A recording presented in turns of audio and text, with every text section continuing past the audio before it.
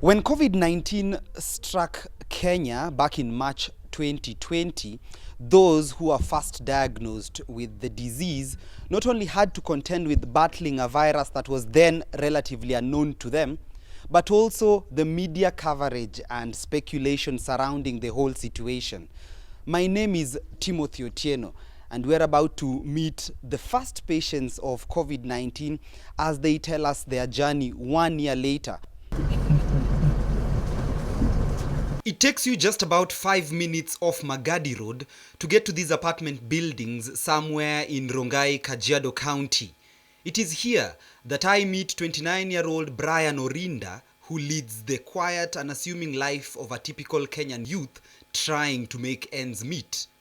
But exactly 1 year ago, Brian's life was totally different. The Ministry of Health has confirmed the first coronavirus case in Kenya. That announcement ushered in weeks of tension and turmoil, which to this day the country is yet to fully recover from. You're no longer number one, now we can call you Brenda. Patient zero was 26-year-old Ivy Brenda Cherotich, who claimed that she got the virus during a layover flight in London on her way to Kenya from the United States. But at the time of the announcement, her identity remained unknown. But in this house in Rongai, panic had already begun to set in. Brenda had interacted with Brian and a group of 5 other friends before she felt unwell and availed herself for testing. So I started feeling unwell, but I dismissed. Immediately Brenda's status was known, contact tracing was done, and Brian made the list. Evans Odhiambo, who also lived in the house, remembers vividly events of the day leading up to a 2-week quarantine that changed his life forever. So when I came back home, I was told a few of my friends had been taken to Mbagathi for the COVID testing. Actually, I wanted kujificha because, but then I never did that. 6 of the house occupants were tested that day, and only 1 sample turned out positive. Actually, the nurse mwenye alikuja akaniambia I'm positive. Venye aliniambia I'm positive kwanza, I didn't even respond to her. Nili drift off kidogo, alafu ndo akaniuliza, "We Brian, nini mbaya?" So nilikuwa naamka asubuhi, naenda online, I'm seeing this news. There's so many deaths. I was wondering sasa ama leo ndo siku ya mwisho. It would take another 2 weeks before Health Cabinet Secretary Mutahi Kagwe revealed their identities to the public. At that time, both Brenda and Brian had already tested negative to Covid-19 twice. Some very special guests. Fast forward to 1st of April, and the two would meet President Uhuru Kenyatta through a virtual conference organized by the Ministry of Health. Brenda spent 17 days in isolation, while Brian was under quarantine at the Kenyatta National Hospital for 15 days. His roommates suffered the same fate at a time when the virus spelled doom, horror, and stigma, as it still seems to do. Scary. Yeah, it was scary. Both Brian and Evans were present when a few patients in desperation and distress scaled the walls of Mbagathi Hospital and fled. Ukifinyiwa somewhere, of course, and you're used to freedom so much, yeah, most definitely utafeel. There's that kind of feeling unataka tu kuhepa somewhere. But patient 3 now reflects upon that time and draws from it a lot of lessons. In his first ever media interview since a diagnosis that thrust him into the national spotlight, Brian, who mainly works online, says the experience taught him to be a better individual. Imenifanya nimejaribu to get more in touch with my family. Imenifanya nimekuwa a bit more, nimejaribu to get closer to God kidogo. Right now, I want to hand over to my colleague, senior reporter Rita Tinina, with more. Rita? Thank you, Timothy. I follow up your story with a tale of the agony of the loss and unsaid goodbyes for the families of Kenya's first COVID-19 fatalities. At Gotngoche village in Migori, Moses Osoro Ogola's family gathers to celebrate his life, something his wife Paulina Tieno has wanted to do since he died and was hurriedly buried as a COVID-19 suspected case 7 months ago. Sijui nikifanya hiyo nitakuwa relieved because all the time in my heart naonaga kama nilimtupa.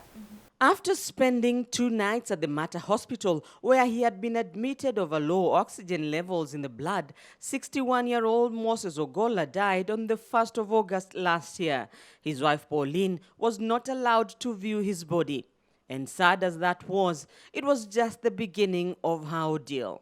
I requested, can I give you my husband's suit? You dress him. I cannot bury him naked. They told me, Mama, once somebody is dead of COVID, we spray them and we wrap them, there's nothing we can do. So my husband was buried like that, without anything. When the family traveled from Nairobi to Migori for the burial, When we arrived at home, I got a very big lorry for the police, full. I stopped and asked them, you guys, why are you here? A full lorry to come and guard me not to enter my home? This cannot happen. Can this thing go out? Because it was not fair. The way we were being treated, it was like people are just seeing death in news. You are just like a curse. Ogola's burial was attended by less than 15 people, and just like for many COVID-19 cases at the time, was rushed by health personnel clad in PPEs who handled the body and fumigated surroundings. The family was to start facing real stigma when they returned to Nairobi. Now it was, the estate should be fumigated. That court should be fumigated. The children, because I have a small boy who is 10 years, who goes to play with the others outside, they were being told, don't play with this kid because the father died of corona, not to bring corona. Some of those she considered friends abandoned her. Watu wakikaa na wewe usifikiri ni marafiki zako. Wengine si marafiki zako. Your true friends will come. I've known my true friends. And they are very few and I'm shocked. The mother of 3 decided to grieve her own way, and remarks by those who did not understand her hurt her even more. Ukikaa, you think. So what I opted to do, anything I thought I wanted to do, maybe to do in my home, nilifanya, to make myself busy. Saa hizo nilikuwa na make myself busy, ndio isikuje kwa akili. Saa hizo ninafanya hizo, I'm hurting, watu wengine wanasema, Pauline is celebrating the husband's death. So you wonder, what type of life is this? I celebrate my husband's death, and they don't know the pain we are going through. You know, I have children. If I'm not strong, my children will break. I have 3 children. Nikaona, nikifanya kazi, at least during the day I'm busy. Nikienda kulala, hata nikilia kwa bedroom yangu, watoto hawanioni. Since her husband died, she has not set foot in church. The family worships online. But I feel like I want to go to church, but there's that fear. I fear if I go, by any chance, somebody gets corona, will people say I'm the one who brought this corona? The government gave daily briefings on the COVID-19 situation in the country, and there is one statement Pauline says still hurts to date. The way Kagwe relayed the message to Kenyans, I thought it was wise for him to verify. When he gets news, when he receives news, at least he needs some verification before he goes live on air. Because he was saying, somebody came from Nairobi, went and infected the mother and 48 people in the village, which was a lie. And that thing really hurts me to date. Elsewhere in Siaya, the family of James Oyugi is yet to overcome last year's harrowing experience. His body was infamously tossed into a shallow grave in the dead of night. Yale yalifanyika hayakufanyika vizuri kibinadamu, ni kama tulifanyiwa unyama. Celine Oyugi is still convinced that her husband did not die of COVID-19. And just like Pauline, her family still faces stigma 10 months later. Yani tunabaguliwa. So tumeishi kwa machungu. Unaamka na uchungu, unashinda na machungu, unalala na machungu. Kwa sababu watu wakikuangalia wanaona corona. Oyugi was the sole breadwinner for his family of 2 wives and their children.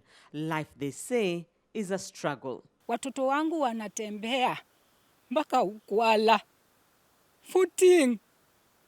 Watoto wa James wanatembea mpaka Ogola, kitu ambao hawakuwahi kuona wakati mwingine kwa sababu ya kifo ya baba yao.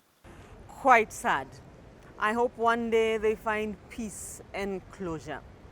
It is now time for health and science reporter Sarda Hassan tracking COVID-19 in the country. Thank you, Rita. Up next, we track the pandemic 1 year down the line. I take a look at what has transpired in the country since day one and where we are now. The country experienced drastic changes. Directives requiring all Kenyans to wear face masks would be announced, failure to which one would pay a fine of 20,000 shillings. Entry into and out of the country was highly monitored, and eventually flights were cancelled as movements in and out of some towns like Nairobi were restricted. There will be a daily curfew. Normally when you have a pandemic of this nature, the border points are critical. The entry points. Are you checking who is coming in?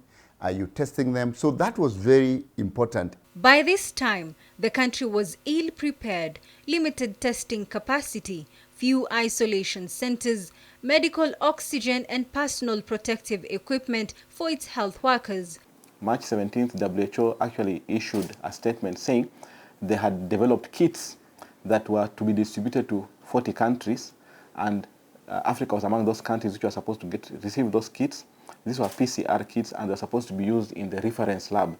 Counties were put on notice to speed up their preparation with a target of 300 isolation beds each. In early February, the gold standard for managing a positive case was you kept them in isolation until you tested 2 tests that were negative.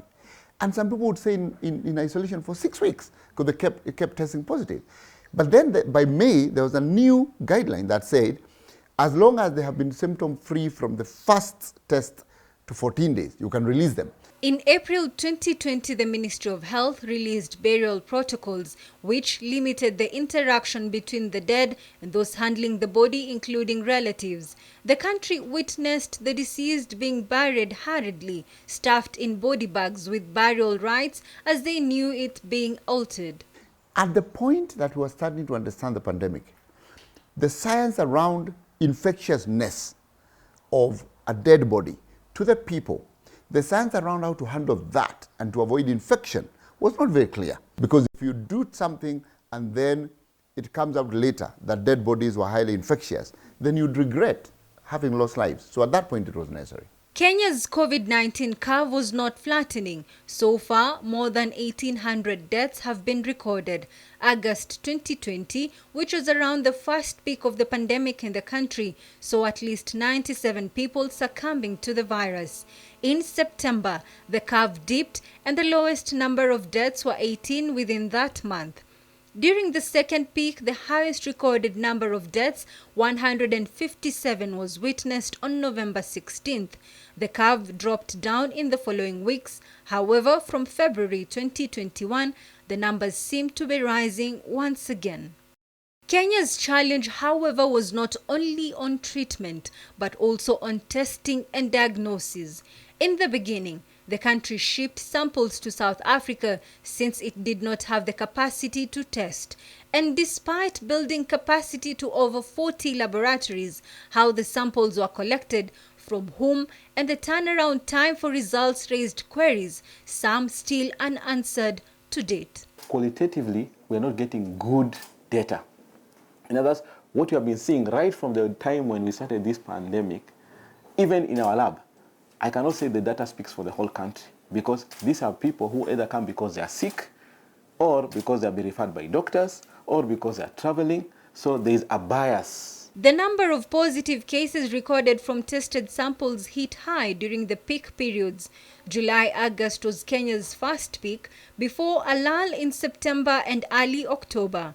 However, around mid and end of October, the numbers rose, peaking in October-November. Kenya's already ailing health system will be challenged. Years of insufficient resources that has the sector heavily reliant on donations and donor funding will haunt the country. The health system should not be financed from the top. It needs to be financed within itself by decentralizing the financing all the way to the facility, so that the facility, the hospital itself, knows we've run out of masks, we need to purchase, not waiting to be delivered a consignment. Dr. Kalebi thinks that the worst is over, and it's now a matter of being vigilant to prevent the new mutations from getting and spreading in the country. For sure, the number of people who have been infected in the community is now more than 40–50%. There's somebody who said that in a pandemic, everything you do seems to be unwarranted, but in retrospect, everything you did seems to have been inadequate. Now that you're caught up, I hand you over to Timothy Otieno. Keep on watching COVID at 1. Thank you very much, Sarda Hassan, for that one. Now, 1 week after the first case of COVID-19 was recorded in the country, and many towns across the nation became virtual ghost towns following implementation of restriction of movement of persons occasioned by COVID-19. Now, we want to take a look back at how many urban centers in the country became ghost towns. March 26th would be the turning point in Kenya's quest to try and contain the virus. It's the day that the first COVID-19 related death was reported in the country. A 66-year-old Kenyan businessman who had traveled from Eswatini through South Africa succumbed to the virus at a Nairobi hospital. And just 24 hours later, the state would announce restrictions of movement and containment measures. Nairobi and all towns as we knew them would become ghost towns. Movement of people was restricted, and businesses were to close down by 7 p.m. across the country. It's a directive that would see the often bustling nightlife at the country's capital brought to a halt. An eerie silence enveloped Nairobi. On the 6th of April, cessation of movement in Nairobi County was declared, with a similar directive for Kwale and Kilifi counties to take effect just 2 days later. The cessation of movement would not be lifted until July the 6th, a day which also saw the gradual reopening of places of worship. Unaweza kukunywa pombe, sawa? But in Kenya, the struggle to contain the pandemic was never an easy task. Commercial centers were deserted, almost turning an otherwise vibrant city into a ghost town. During this entire period of uncertainty, however, there was one beneficiary: the environment. Scientists say that the lack of pollution and interference saw Mother Nature breathe, improving her quality immensely. Research indicates that there was a 500% decrease in sewage and industrial pollution into rivers globally, while noise levels reduced from 68% to 35% within the months of May and August 2020, when the COVID-19 pandemic was at its peak. Now, from covering ghost towns to celebrating COVID-19 heroes, my colleague Beldin Waleaula has more. Beldin, who are we celebrating? Tonight, we celebrate the pandemic heroes, the frontline health workers. I spoke to the unsung heroes who braved the virus and numerous challenges to ensure Kenyans still received medical care. So the samples will be taken to the lab, direct to molecular lab where they are done. A year ago, I met Joseph Ondioki, a lab technician and wellness manager at the pathologist Lancet in Nairobi. At that time, everyone was afraid, and he had moved out of his home to protect his family. We were scared. Today we are scared. We are human beings, and personally I'm scared. As we are talking, I don't stay with my family. A year down the line, as I catch up with him, he tells me his fears of contracting the virus came to pass. Basically, I didn't have any symptom at all. It wasn't a good experience, of course. And I kept on engaging the Ministry officials because they were calling up and following the situation. But then within 14 days, I was up and about. So far, the experience has not been that rosy, he says. People knew that these guys are dealing with the virus, and therefore they will not want to mix. Our kids will not freely mix with kids within where we stay. But now, I think people have accepted. He is glad that he is now back with his family after months of isolation from them. This time, from September, we had to reorganize our compound, and I had to accommodate back my family. From Ondieki to Dr. Chibanzi Mwachonda at the Frontline of Doctors' Rights as the Acting Secretary General of KMPDU.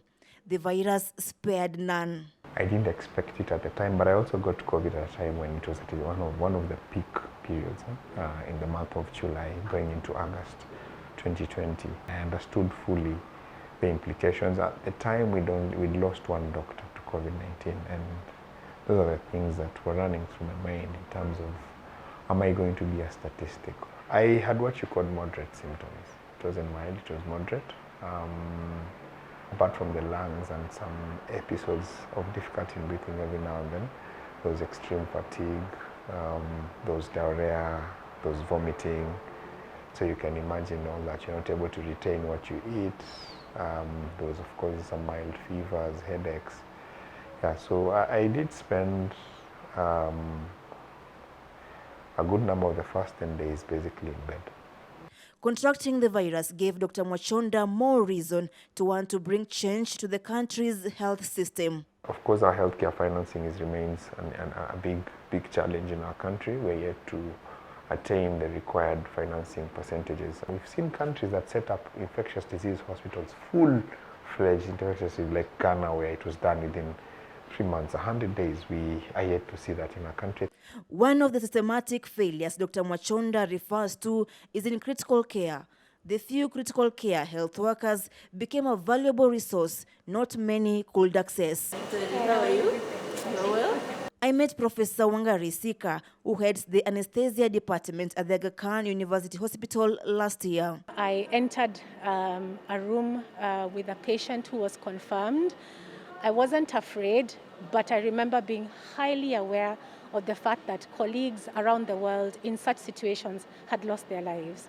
And I didn't take that lightly at all. Being at such a high-risk area, at the front line with critically sick patients, some on their deathbeds, was a trying time for the doctors. COVID, what has been different for a long time about it, is feeling a sense of helplessness for a long time, in that we didn't quite know what we needed to do to save a life. At that time, there was very limited information on how to treat COVID-19 patients, and so were the ICU beds across the country. In the past, where very often it's people in our parts of the world who are waiting for the West to give us guidance, all around the world, everybody was trying to find the answers to this question about what is the best way to take care of a patient, what therapies work, what doesn't work. But the situation has changed, and for the better.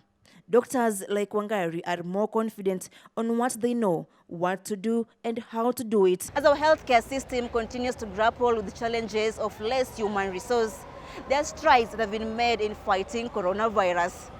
Thank you for watching. I am Beldine Walieula. I now hand you over to Dr. Mercy Korir for more. Dr. Thank you, Beldine. The COVID-19 pandemic has seen Kenya lose more than 60 heroic medics. Today, we remember those who gave their lives and paid the ultimate price at the front lines. 16 doctors, 39 nurses, and 10 clinical officers. 65 of the known frontline healthcare workers who lost their fight to COVID-19. These were medics at various stages of their careers. Some were dawns, some had just started, some were settling in. They were parents and breadwinners, sons and daughters, friends and colleagues, each left a mark. Dr. Doreen Lugaliki, the young mother, an obstetrician and gynecologist with a career that was taking off, the first medic to succumb to the virus. Marian Awor, 32-year-old nurse from Rachuonyo, who never got to hold her baby and watch them grow. Charles Okoth Ochola, a senior clinical officer, a lung and skin specialist, and a former Nyanza TB coordinator. Dr. Ndambuki Mboloi, a consultant pulmonologist, a respiratory doctor working at the Kenyatta National Hospital. His last silent minutes still haunt his colleagues. Dr. Lawrence Karanja, a senior lecturer at the Jomo Kenyatta University for Agriculture and Technology, the pioneer chairman of the Department of Clinical Medicine in various colleges and universities, but to his family, Babasian. Professor Paul Kioi, 69 years old, consultant neurologist and an associate professor in clinical and basic neurophysiology. Professor Anthony Were, 64 years old, consultant nephrologist, head of the renal unit in Kenyatta National Hospital, deputy director of the East African Kidney Institute, president of the African Association of Nephrology, and a senior lecturer at the University of Nairobi. Madam Winnie Shena, 40 years old, nurse and the chief executive officer of the Kenya Obstetrical and Gynecological Society, a former National Nurses Association of Kenya president. Dennis Kipkemoi Mutai, 30-year-old nurse at the Kenyatta National Hospital. His smile is said to have been infectious. Dr. Andrew Njuguna, a father of 3, a dental surgeon. He worked as a civilian doctor and a dentist at the Defense Forces Memorial Hospital. Dr. Hudson Alumera, a dentist, a periodontal surgeon, a lecturer at the University of Nairobi, chairman of the scientific committee at the Kenya Dental Association, and a periodontist at Family Dental Center. Dr. Jacqueline Njoroge, a consultant physician at Thika Level 5 Hospital, a proprietor of Equity Afia in Thika. The last-minute call on social media to save her life is one that many still remember. Dr. Emara Ashraf, senior plastic and reconstructive surgeon. He restored people's smiles and worked at the Moi Teaching and Referral Hospital in Eldoret. More than 3,000 other healthcare workers have contracted the virus, old or young, male and female. The coronavirus still snatched them while offering their services at the time they were needed the most. May their souls rest in peace. We now take a short break, but stay tuned for more on our special coverage, COVID at 1. My name is Dr. Masi Korir.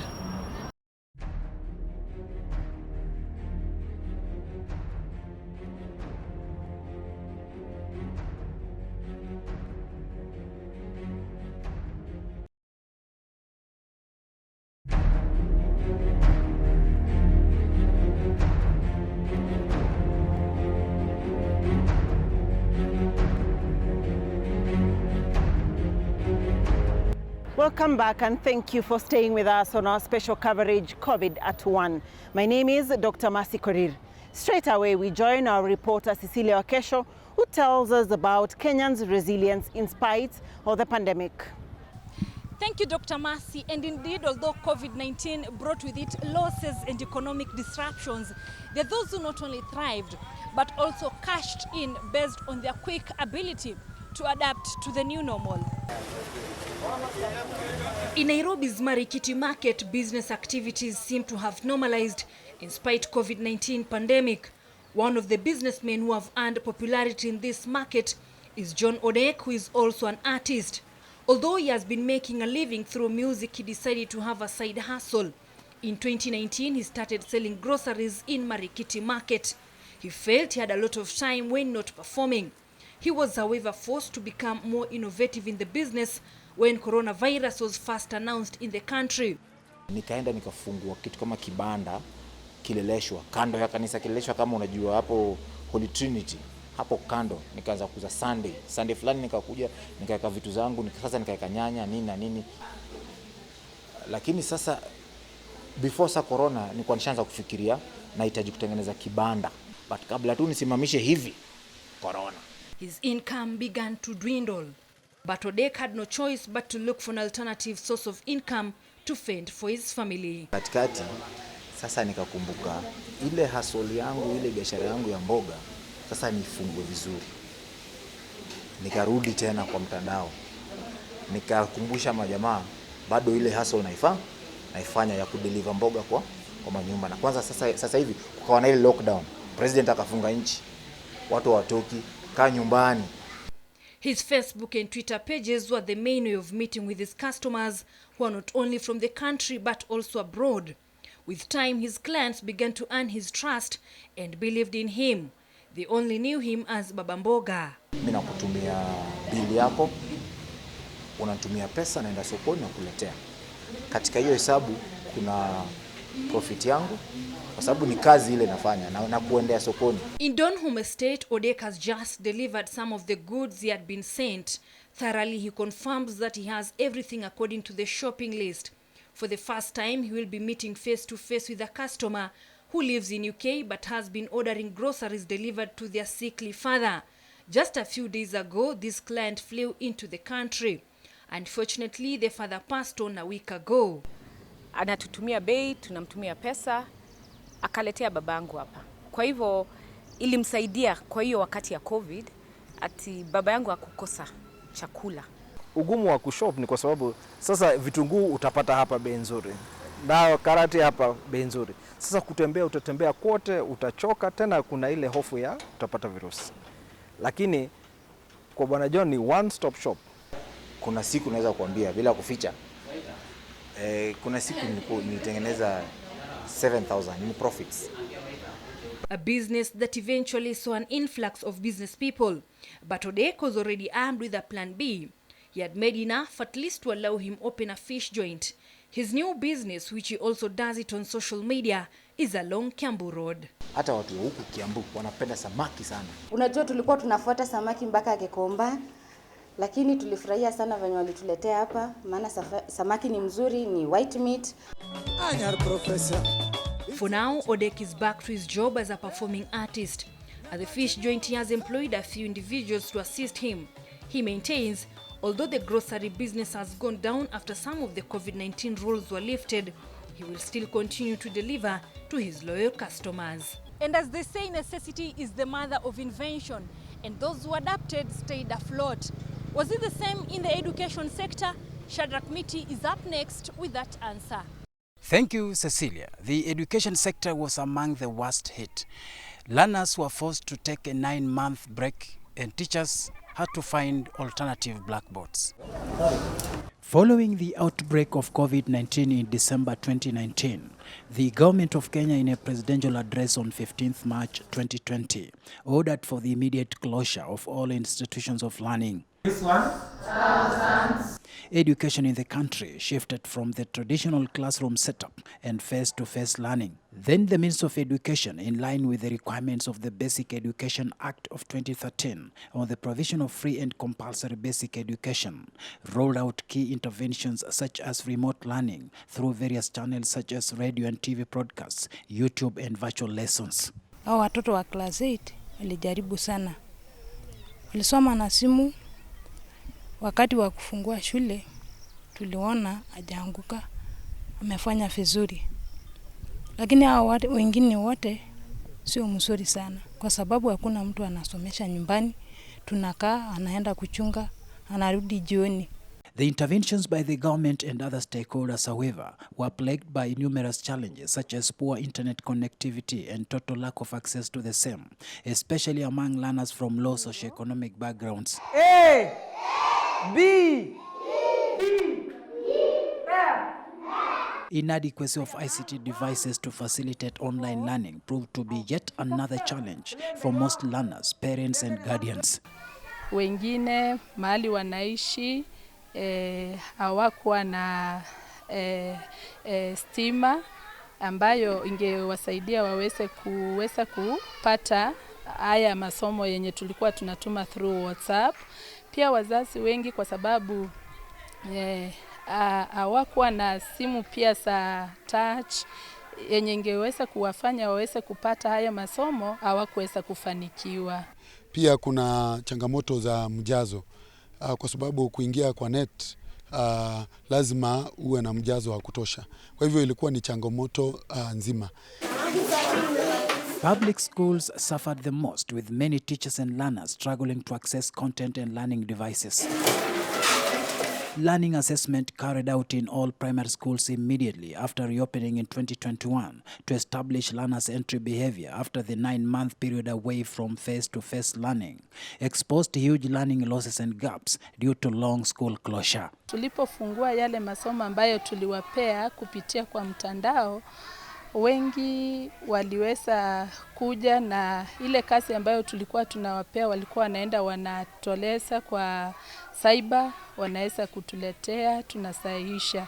Lakini pia 3/4 hawakuweza kupata haya masomo. Unajua wakisoma, wakiangalia TV, hii masomo inarudi, inaisha, hawajaelewa venye ilikuwa inaenda. Sasa walikuwa tu wanapitia tu hiyo magumu. Ni kushika tu kidogo, ingine inapotea. It was observed that majority of grade 4 and class 8 learners had greatly lost their proficiency levels. The performance gaps and the low proficiency levels reported were attributed to lack of face-to-face learning. Na hii, umekatwa hii, umepata hii. While low achievement in schools located in rural areas and counties located in arid and semi-arid areas was attributed to inadequate ICT devices and internet connectivity to facilitate remote learning during the closure of schools. Hii ni zero. Ni zero. Na hii hawajui kusoma na TV. Walizoea sana kusoma na mwalimu wao. Kwa sababu anatuma na simu, lakini hiyo simu mpaka uweke kredi kubwa kwa sababu anatumia sana. On the other hand, the relatively high achievement levels reported among learners from private schools were linked to better access to remote learning compared to public schools. And Kenya Private Schools Association is looking at the digital transformation as a key agenda to ensure that learners continue learning, teachers continue teaching, irrespective of whether learners are in school or at home, irrespective of whether teachers are in school or at home. The COVID-19 pandemic and the subsequent long closure of schools, which shifted to online and virtual classes, has ignited debate of whether it is high time learning shifted from the conventional classroom and face-to-face digital and online. Huko ndio tunatakana tuelekee. We are looking beyond just the 40 learners in a classroom, and we are looking at the 1,000 learners who can be able to join into the class and participate in the learning process within that digital environment. Stakeholders have urged for more investment in digital development and power connectivity as the sure way towards successful remote learning. 7, 8, 9 unaandika hivi. They have further urged the Ministry of Education to institute targeted interventions towards provision of learning resources in public schools, especially those located in rural areas, to enhance remote and blended learning. Hebu andika tena.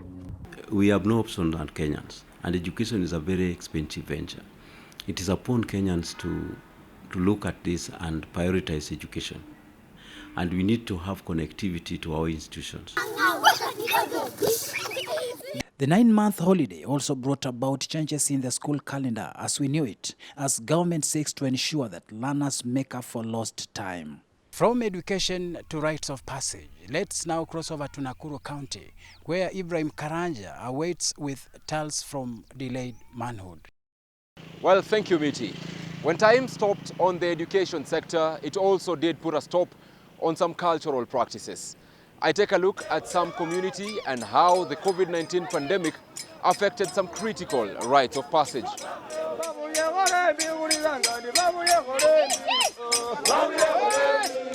Over the years, the Bukusus have been known as a community that holds its tradition, especially circumcision rites, dear. The rituals conducted during the biannual events have attracted not only local tourists, but some have been traveling from outside Kenya's borders to witness as boys in their hundreds, accompanied by friends and family, walk along the streets before eventually undergoing the cut. But these gatherings and the large number of boys circumcised per season was a major source of concern for the government in 2020 at the height of COVID-19 infections. This virus is very, very easy to spread. Can you imagine if you had a circumciser who is positive himself and goes cutting away 100 kids? Can you imagine the impact of something like that? Tukaona ya kwamba mwaka huu hata tukitayarisha vijana wetu hatutakuwa na ugonjwa kwa wale ambao wataminya watoto. With the community at crossroads, elders were torn between ignoring the Ministry of Health directives and conducting the rites, putting at risk thousands of lives, or suspending the activity until when it was safe, thus violating their culture. As deliberations were going on, some opted to do it differently. There were some, however, who continued with the century-long rite, leading to run-ins with law enforcers. Tumetairisha watoto 28 hapa leo. So those who might go carrying out circumcision with all sorts of gadgets and killing our children will be held completely and totally responsible.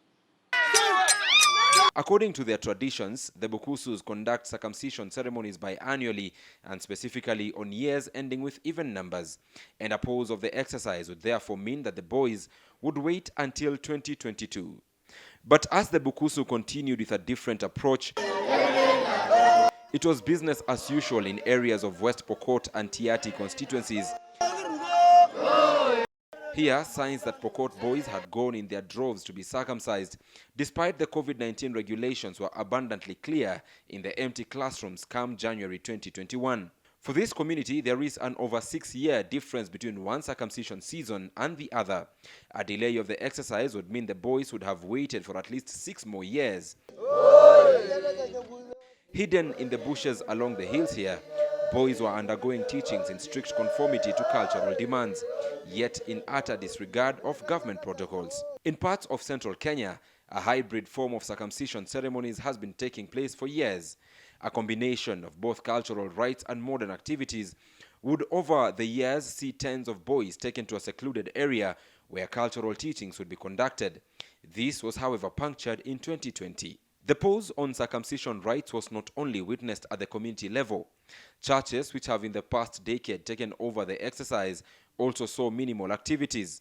With gatherings at places of worship prohibited, some places of worship completely suspended the exercise. Unfortunately, last year we were unable to do the rites of passage because of COVID. And as a church, that affected us because we had gotten used to mentoring an average of 60 young boys every year. This year, because of the regulations still and because of the change of the school calendar, we will not be able to do 60, but we will be targeting to do about 40 young boys in the month of March to April. 1 year on, and the country is still reeling from the aftershocks of the pandemic. Numbers have slowly but steadily started to rise again, and the fate of gatherings and other important cultural exercises remains unknown. When COVID-19 struck, other ailments did not stop. In fact, as the number of patients in hospitals dwindled, some found time to sneak into neighboring Tanzania to get treatment. Mark Namaswa is up next with this story from Taita Taveta County. Living in a county such as Taita Taveta brings its own fair share of dilemmas, especially if you have a medical emergency. You have to weigh your options between seeking for medical attention locally or crossing over the border and into Tanzania with the hopes of finding the best options available. In one of the neighborhoods in Voi town, we meet Hamisi Salmini. He is glad that in December 2020, he plucked the courage to venture into Tanzania, seeking treatment for a swelling in the neck that had troubled him for more than 10 years. Nikawa najiuliza nini, mbona uvimbe haupungui unazidi? Initial attempts to have the growth removed in Kenya had not succeeded. In December 2020, Hamisi did just what his neighbors and relatives often did, crossing over to Tanzania, where he believed surgery would cost less. At the time, the Holili border crossing was closed. He first tried his luck at the Tanga Referral Hospital, but the queues were too long. He ended up at the St. Augustine Muheza Hospital in northern Tanzania. Wao ni service peke yake wanayotoa. Hawatoi dawa wala nini. Hamisi figured out that it would cost him less in Tanzania than Kenya. The service charge for the operation alone cost him an equivalent of 7,500 Kenya shillings, an amount he reckons wouldn't have gotten him much in Kenya, where medics were on and off on strike. In Sofia area, Mwatate Tuamina Mwajuma Ali is a worried mother. Her 18-year-old daughter, Shaina Hamadi, has been battling a heart condition since early childhood. Tukaenda Moi, tukiandikiwa dawa, akawa anaendelea hivyo hivyo. Kufikia miaka 8, akawa amezidiwa, hata shuleni kubeba bagi ni shida nini. Tuamina and daughter have sought help at the Moi Referral Hospital, Voi, then a series of private hospitals in Voi and Mombasa without much success. Sasa pale tukaandikiwa Kenyatta Hospital yafanyie operation. Tukawa hatuna uwezo. Kwanza alilia sana, akikosa matumaini ya kuishi. She set her eyes on Tanzania, specifically the Kilimanjaro Christian Medical Center, KCMC, in northern Tanzania. Hawakuona ugonjwa wote hapo. Alikuwa nimeitishwa 100,000 apigwe scanning ile ya mwili mzima. Hiyo 100,000 nikaikosa. After being advised to seek treatment in India, she feels stuck.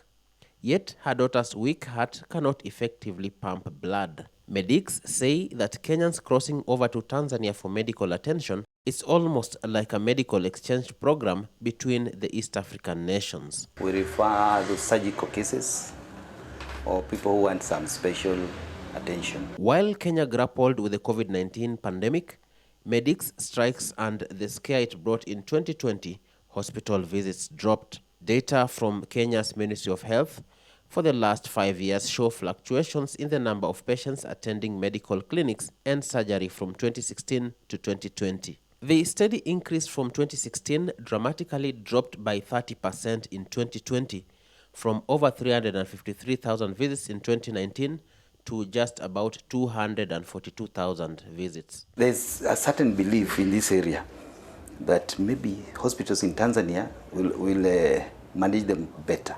The Tanzanians believe that we got better medicines than the ones they're having in Tanzania. Though official borders in frontier zones like Taita Taveta were closed, Kenyans mastered the art of using alternative routes to sneak into Tanzania, mostly on motorbikes. Kenyans continue weighing their options, hoping they are making healthy choices across borders. Health continues to be the epicenter of this pandemic, but its shockwaves touch on other sectors. Brian George Otieno is up next with this story on how businesses took a hit. Thank you, Mark. Just like the pandemic was a threat to the health sector, its containment measures like curfews and restrictions of movement were a threat to businesses. Penina Wairimu opens her butchery at 10 in the morning. She's still learning the ropes of the business.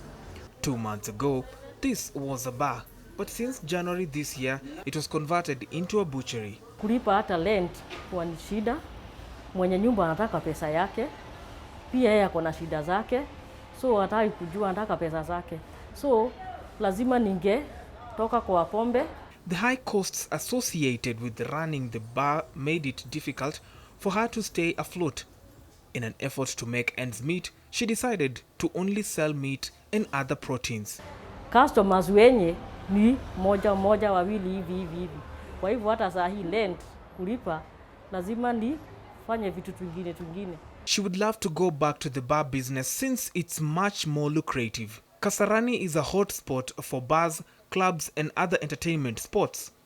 32 of them have closed because of the pandemic, while others have converted them into other ventures such as gyms and eateries.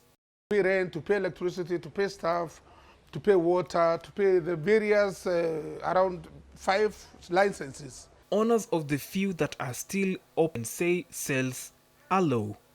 When we close the bars at 9 o'clock, and the curfew is there as well, so no one will come to the bar when there is curfew. Or when you leave out of the bar, then the police are waiting for you outside. Last year, President Uhuru Kenyatta announced a stimulus package for the sector. Bars are finding it hard to access the funds due to the conditionalities set by the government.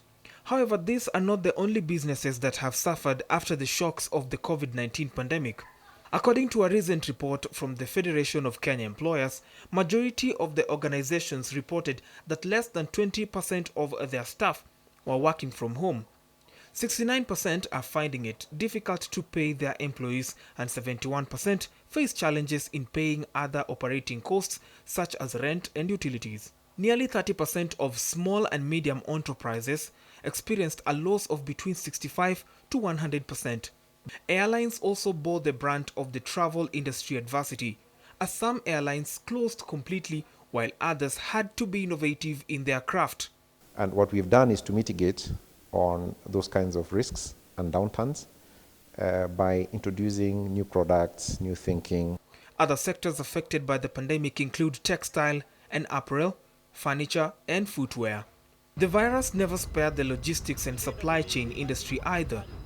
With closed borders, little or no goods and services being transferred, it was hard for operators to ply their trade as there was a nosedive in the demand for logistics services.